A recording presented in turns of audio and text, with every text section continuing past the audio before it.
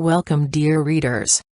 Know that through your alignment with these messages, you are in alignment with the energy of the Arcturian group. All is proceeding according to plan, even though appearances look increasingly negative, especially for those who are unaware of the ascension process taking place. You may think you are doing nothing, but each and every one of you chose to be a part of these energetically powerful times in order to provide your energy, experience, and knowledge from hundreds of previous lives to collective consciousness. The energy that emanates from one's consciousness is automatically felt in varying degrees by others, because there is only one. Energy always seeks to align with itself, drawing its own level of vibration. This is why there is the saying, "Birds of a feather flock together," and is also why attraction or repulsion frequently happens between people who do not even know each other. No one can hide their state of consciousness behind a mask for very long, although many try, and a few even succeed for a while. Energy speaks loudly without words or actions, especially to those who live more from within than from without, and have become more aware of energy. Trust your intuition, for it is a powerful tool. Certain places will begin to feel heavy and uncomfortable, because your energy is now resonating at a higher frequency, causing you to be out of alignment with some favorite places, people, or activities. Honor these experiences without resistance or fanfare, but with understanding. There will continue to be times when you must participate in something you have outgrown, but rather than resist, use the occasion as an opportunity to practice staying centered without judgment or criticism of those still in alignment with them. Never attempt to hold onto or restore something you have spiritually outgrown through peer pressure, guilt, attachment, or common belief. Once you no longer energetically align with some person, place, thing, idea, or belief, nothing can make it as it was in a previous state of consciousness unless it moves to your level. This is spiritual evolution. It is very important that you learn to let negative thoughts and feelings flow through and out without claiming them to be personally yours, simply because you are aware of them. The hundreds of negative thoughts and beliefs that float about in collective consciousness are always impersonal because they are not reality, divine consciousness. The moment you claim them as yours, they become yours, and then begin to draw to you similar energy. The only qualities that are personal to you are those of divine consciousness. Begin to claim these qualities rather than every three-dimensional belief about money, health, spirituality, etc. that comes floating into your awareness from the collective. If you find that some similar or same negative thought seems to consistently present itself, it means you are somehow in alignment with that energy, drawing it to you. Use the experience to discover and clear the beliefs that are behind the consistent thought. A good example is a person who always thinks and worries about their health, and who automatically comes down with whatever disease is popular at the moment. Mind in its perfect functioning as an avenue of awareness lovingly forms for every person exactly what they hold in consciousness from the substance of their consciousness. It is not uncommon for someone in the medical field who has specialized in a specific disease to find himself or someone close to him developing that very disease. Do I still accept age, deterioration, and disease as reality? Can God age or deteriorate? If disease was a part of divine consciousness, no person or treatment would ever be able to heal, change, or correct it, for it would be held permanently in place by divine law. Start accepting the truth that you are creators. Because the energy of Earth is becoming increasingly intense and refined, everything is manifesting very quickly, and it is much easier to suddenly discover oneself in some sort of unpleasant predicament when one slips back into old energy. Do not fear, but be alert to what you are feeling and believing in each moment.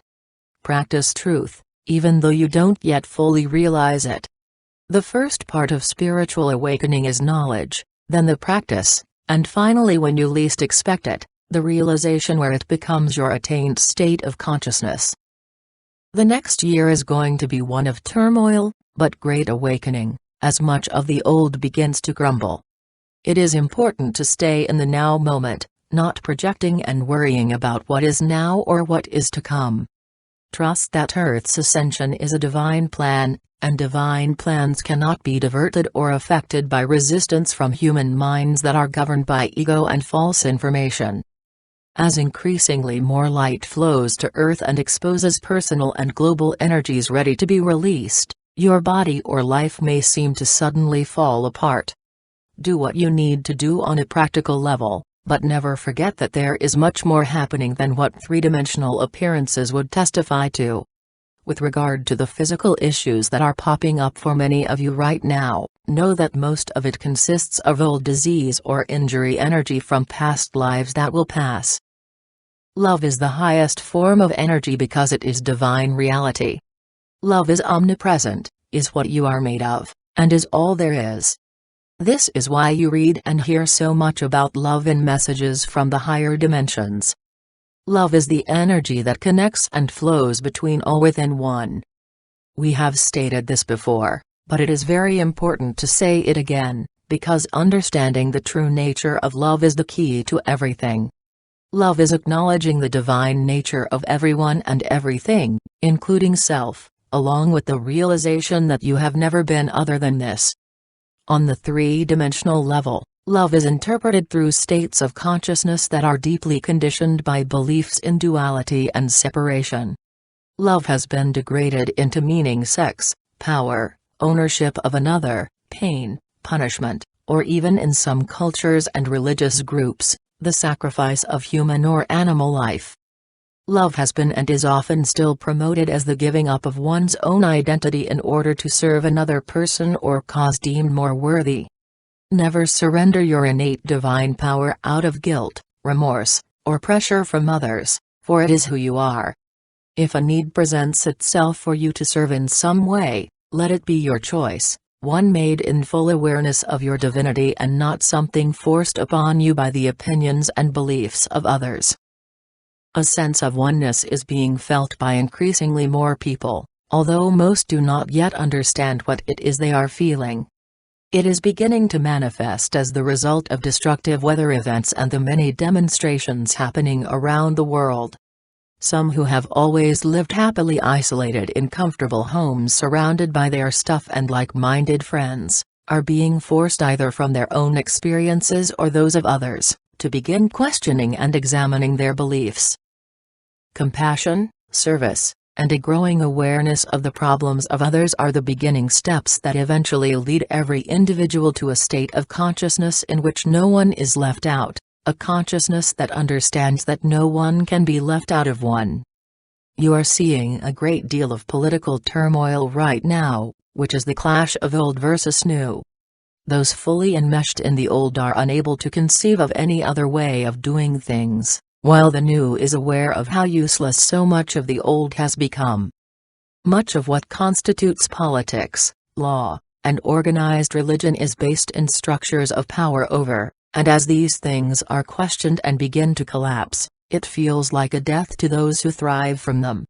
In their ignorance, they are attempting to keep everything as it was, doing all they can through words and actions to maintain the status quo, not realizing that new and better structures will emerge from the ashes of the old. Take heart, dear ones, for all is proceeding according to plan, unfolding as it can.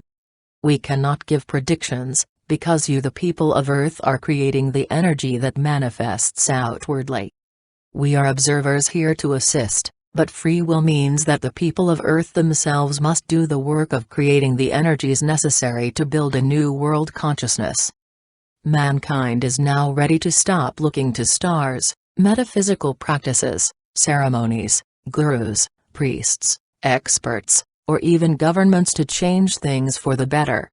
Every person must at some point stop believing him or herself to be a weak and powerless human being subject to every three-dimensional belief. Reclaiming your power means understanding, accepting, and living life from the realization that all power is already and always has been fully established within you. All are divine consciousness in expression, and consciousness of this is the only way a better world can eventually manifest. It is time for the people of Earth to put on their big girl or boy pants and come out from under the comfortable umbrella of third-dimensional belief. Like it or not, many three-dimensional security blankets are no longer going to work as they once did, because the energy that formed them has changed and is no longer supporting them. Trust that there is a divine plan, you are a part of it, and that all is proceeding according to this plan. We are the Arcturian group.